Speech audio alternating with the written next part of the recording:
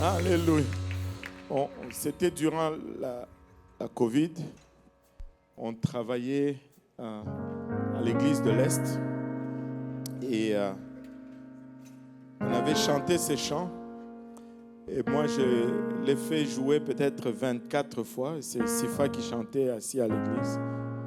Alors, à un moment donné, le pasteur Jean-Yves, il me regarde. Et puis, il continue à travailler. Il me regarde encore. Il continue à travailler. Après, il me regarde. Là, je le regarde. Je dis, ben... Et puis, il me dit, tu sais que quand il chante là, ce n'est pas de toi qu'il parle. Hein? J'ai dit, aïe, aïe, aïe. Merci Seigneur.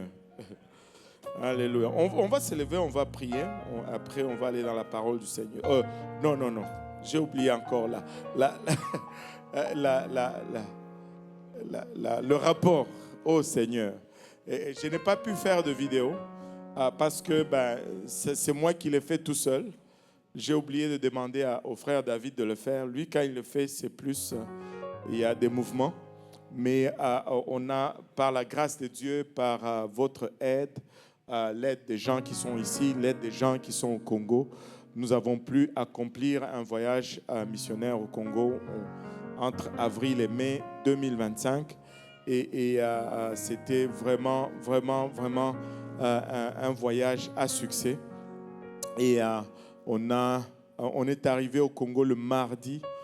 Le lundi soir, le mardi, on avait congé. Le mercredi, de mercredi à lundi, on enseignait chaque matin et chaque soir.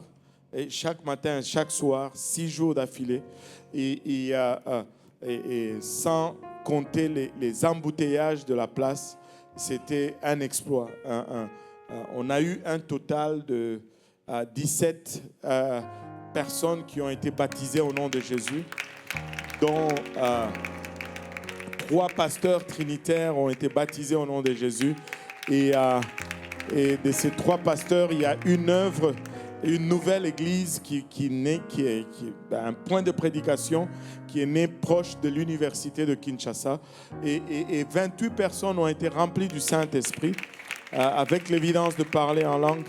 Et ça a été vraiment personnel parce que de 28 personnes, 3 de ces personnes, une c'est ma propre tante, la petite sœur de ma mère, avec qui j'ai grandi vraiment. Vous savez, chez nous en Afrique, on fait beaucoup d'enfants et on les fait pendant longtemps. Et ma mère est l'aînée de sa famille et ma tante est la 10e de sa famille. Ce qui fait qu'elle avait juste 2 ans plus âgée que moi.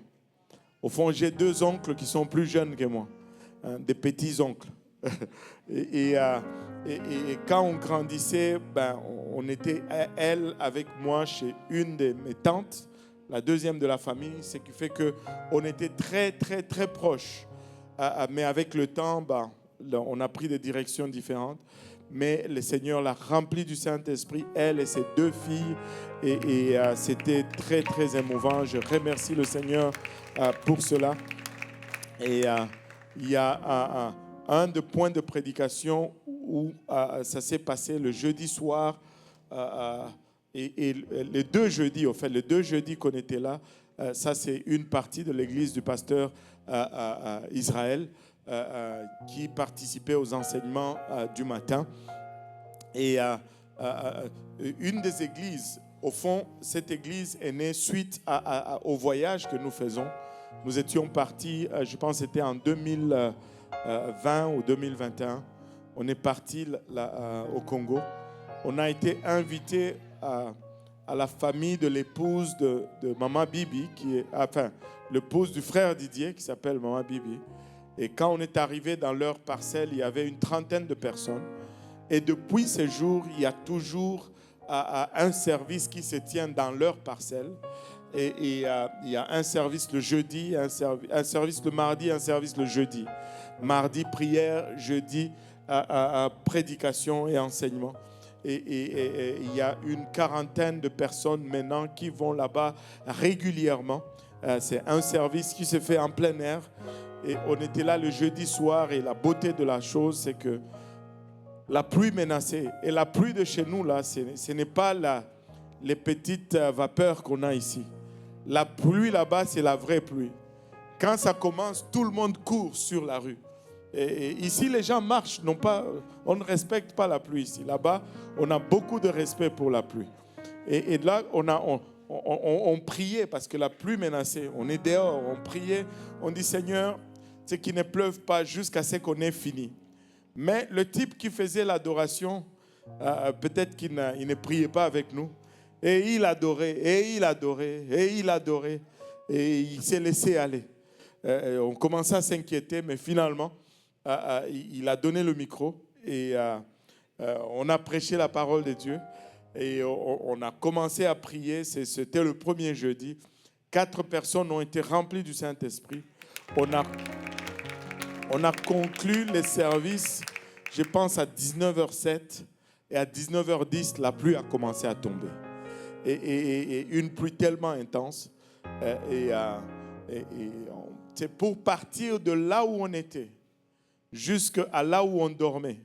Pour ceux qui connaissent un peu Kinshasa, tu pars de Ozone, Régie des eaux, là, mur, Souka mur, comme eux-mêmes ils disent, à la fin du mur. De là jusqu'à Royal, on était pas loin de Royal. 6 km et demi.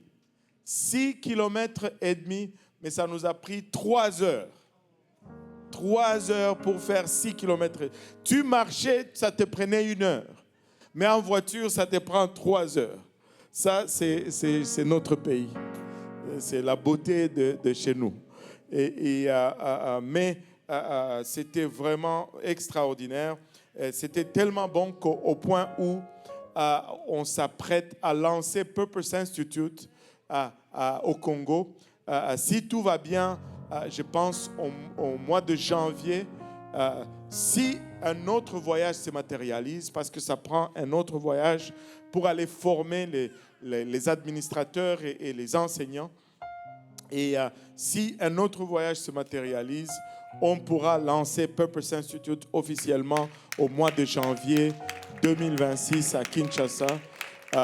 Plus on forme des ouvriers, plus on est apte à récolter la moisson. Amen. Donc, aide-nous à prier aussi cette église de Ozone. Et c'est vraiment, ils se rencontrent tous les jours comme ça dehors, dans une parcelle.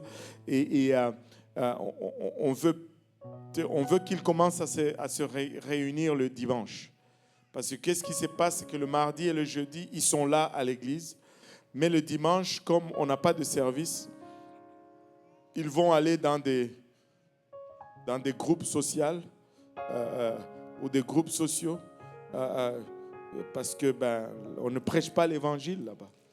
Et on veut qu'ils aient un service le dimanche afin qu'ils puissent commencer à fonctionner un peu normalement. Amen. Donc voilà un peu pour le court rapport du Congo. Et merci encore une fois à tous ceux qui ont donné pour ce voyage et que le Seigneur vous bénisse. Alléluia. Maintenant, on va aller dans la parole de Dieu. Hein? On y arrive finalement. On va aller dans la parole de Dieu. Si on peut s'élever pour la lecture, ça ne va pas